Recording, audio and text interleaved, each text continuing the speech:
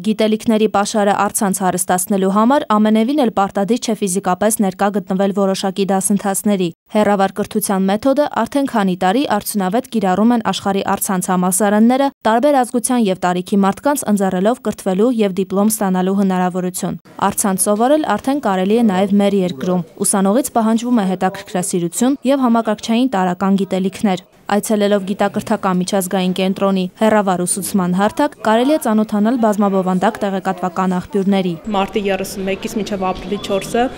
մեր միջազգային փորձագետը Աննա Մարիա Թամարուն, որը նաև Իտալիայի Պարմայի համալսարանի վիցե-ռեկտորն է հեռավար կրթության գծով, գալու է եւ մեզ 4 օրյա շատ ինտենսիվ վերապատրաստումներ անցկացնի։ Մասնագիտությունների ցանկը կազմվել է սոցիոլոգիական հարցումների հիման վրա։ Հեռավար ուսուցման ծրագիրը, որն ի դեպ անվճար է, մեկնարկելու է սեպտեմբերից։ Մինչ այդ վերապատրաստվելու են Գիտությունների ազգային ակադեմիայի մասնագետները։ Նրանք սովորելու են կազմել օնլայն դասընթացներ։ Բոլոր դասընթացները լինելու են հայերեն լեզվով եւ օտար լեզվի խնդիր չի լինելու,